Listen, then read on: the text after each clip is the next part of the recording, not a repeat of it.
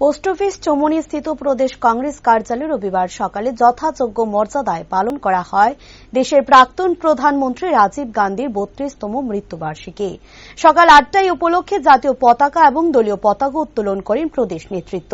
একই সাথে প্রয়াত রাজীব গান্ধীর প্রতিকৃতিতে পুষ্পার্ঘ্য অর্পণ করে শ্রদ্ধা নিবেদন করার পাশাপাশি বেলা ৯টায় গান্ধীঘাটের সমাধিস্থলে তার স্মৃতির প্রতি শ্রদ্ধা জানান প্রদেশ কংগ্রেসের বিভিন্ন নেতাকর্মীরা।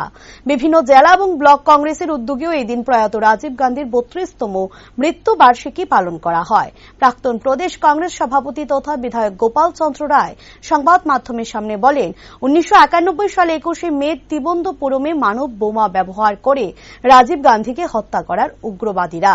তিনি বলেন, ভারতরত্ন প্রয়াত প্রধানমন্ত্রী রাজীব গান্ধী প্রথম ভারতবর্ষে কম্পিউটার চালু করেন। তখন অনেক রাজনৈতিক দল কম্পিউটার ব্যবহারের বিরুদ্ধে আন্দোলন গড়ে তুলেছিলেন, কিন্তু আজকে গোটা বিশ্বের তথ্য প্রযুক্তির মধ্যে এখন ভারত অন্যতম। এছাড়াও উপস্থিত ছিলেন প্রাক্তন বিধায়ক আশিস কুমার সাহা ও অন্যান্যরা। প্রয়াত রাজীব গান্ধীর প্রয়াণ দিবস উপলক্ষে প্রদেশ কংগ্রেস দলের উদ্যোগে এক রক্তদান শিবিরের আয়োজন করা হয়।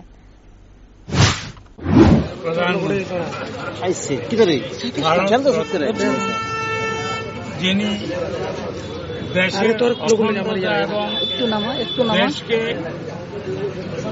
সায়েন্স এন্ড টেকনোলজি কম্পিউটারাইজ করার উদ্যোগী ছিল, সেই রাজীব আজকে ৩৩তম প্রয়াণ দিবস।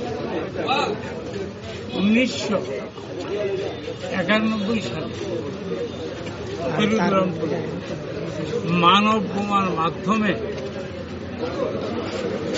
ওনাকে আমাদের ভারতবর্ষের জনগণের কাছ থেকে এই সেই রাজীব গান্ধী যিনি ১৯৮৪ প্রধানমন্ত্রী হয়ে প্রথম কম্পিউটার ইন্ট্রোডিউস করেছিলেন ভারতবর্ষে।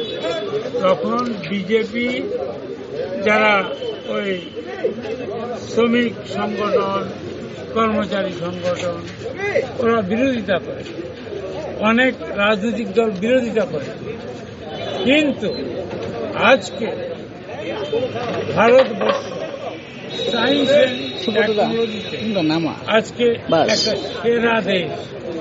আমাদের লক্ষ লক্ষ সায়েন্টিস্ট, কম্পিউটার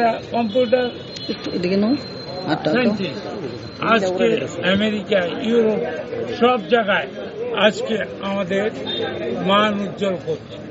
সুতরাং রাজীব গান্ধীকে আমরা আজকে স্মরণ করছি। আজকে ওনার প্রয়াণ দিবসটা আজকে সংহতি দিবস পালন করছি। আজকে কংগ্রেস ভবনে হয়েছে, এখন আমরা গান্ধীঘাটে যাব। ওখান থেকে এসে আমাদের রক্তদান শিবির আছে, আমাদের বনমালী পুরো প্রোগ্রাম কয়েকটা আছে। আমরা রাজীব গান্ধী, আমরা যেটা বলছি, রাজীব গান্ধী অমর রয়ে এটা ভারতবর্ষের জনগণের